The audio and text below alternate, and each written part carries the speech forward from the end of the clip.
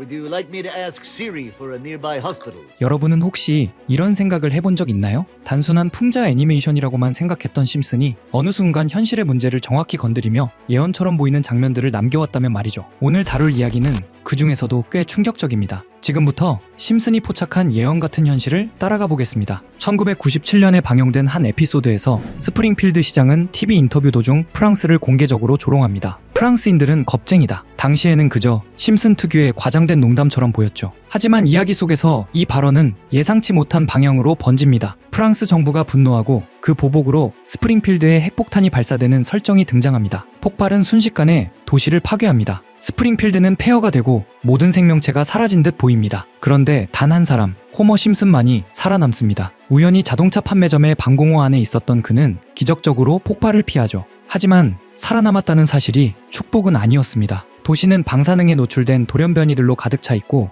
그들은 오히려 정상적인 인간인 호머를 위협합니다. 이유는 단 하나입니다. 비정상이 기준이 된 세상에서 정상은 더 이상 허용되지 않기 때문이죠. 이 에피소드는 방영 당시 너무 과장된 설정, 말도 안 되는 핵개그로 소비됐습니다. 하지만 지금 현실을 보면 웃기만 하기는 어려워졌습니다. 핵무기를 둘러싼 강대국 간 긴장, 중동 지역에 반복되는 무력 충돌, 핵 개발과 핵 재건 선언, 군사동맹과 적대블록의 재편, 이 모든 흐름이 그때 그 만화 속 세계와 겹쳐 보이기 시작했기 때문입니다. 다음으로 축구 이야기입니다. 네이마르는 전 세계적으로 손꼽히는 축구 선수이지만 경기 중 반칙을 자주 하거나 일부러 넘어진다는 이미지도 강한 선수입니다. 심슨 가족의 한 에피소드에는 엘디보라는 가상의 축구 선수가 등장하는데 이 인물은 경기 중 부상 때문에 들것에 실려 나가는데요. 그리고 불과 몇 달 뒤 실제 월드컵에서 네이마르가 부상을 당해 실려 나가는 장면이 전 세계에 중계됩니다. 더 놀라운 건 네이마르가 입고 있던 유니폼 디자인이 애니메이션 속 엘디보의 유니폼과 매우 흡사했다는 점입니다. 이런 요소들이 하나둘 쌓이면서 사람들은 심슨 가족을 그냥 만화가 아니라 미래를 예언하는 작품으로 보기 시작한 것이죠. 여러분은 어떻게 생각하시나요?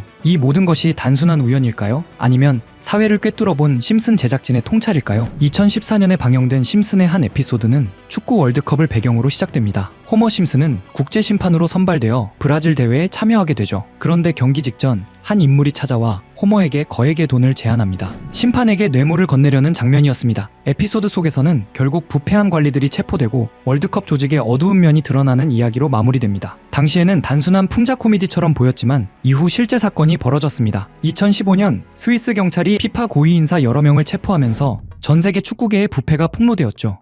뉴스가 보도되자 사람들은 심슨의 이 장면을 다시 꺼내며 정말로 현실이 됐다는 반응을 보였습니다. 한때 웃음거리로 소비됐던 장면이 시간이 지나 축구 역사 속 실제 사건과 겹쳐지며 다시 주목을 받게 되었습니다. 여러분은 어떻게 생각하시나요? 단순한 우연일까요? 아니면 심슨 특유의 사회 통찰력이 빛난 결과일까요? 그리고 심슨에는 아직도 해석되지 않은 예언 장면들이 더 많이 남아 있는데요. 시간을 조금 되돌려보면 심슨에서 코인이 처음 등장한 건 1997년으로 거슬러 올라갑니다. 그때 화면에 스쳐 지나간 크립토반이라는 건물이 있었죠. 간판 아래엔 암호를 위한 장소, 암호화폐 판매 같은 문구가 적혀 있었는데 크립토반을 직역하면 암호화폐 창고, 지금 생각하면 마치 초기 코인 채굴장을 떠올리게 하는 설정입니다. 비트코인이 실제로 등장하기 13년 전 심슨은 이미 암호화폐라는 단어를 화면에 집어넣었던 겁니다. 이 장면이 유명해지자 한때 팬덤에서 크립토반 코인이라는 패러디 코인까지 등장했고 출시되자마자 폭등했다는 일화가 커뮤니티를 뜨겁게 달궜습니다. 이어지는 또 다른 에피소드에서는 주식에 빠진 마지가 방송을 보는데 화면 한쪽에 뜬 문구가 바로 비트코인 가격 무한대. 지금이야 흔한 장면일 수 있지만 비트코인이 600만원 수준이던 2017년에 방영된 에피소드에서 나왔다는 점 때문에 심슨은 비트코인 ETF도 알고 있었다는 말까지 나왔죠. 그리고 유명한 에피소드죠. 박사가 직접 암호화폐를 만들어 마을 최고 부자가 되는 프링크 코인 편. 그가 만든 블록체인 공식 안에는 비트코인, 라이트코인, 도지코인의 이름처럼 보이는 요소들이 숨겨져 있었습니다. 이 에피소드의 방영일은 2020년 2월. 방영 직후 비트코인은 $10,000에서 $70,000까지, 라이트코인은 $40에서 $400로 1000% 가까이 상승. 도지코인은 에피소드가 끝난 지 2달 뒤 일론 머스크가 언급하며 폭등하기 시작했습니다.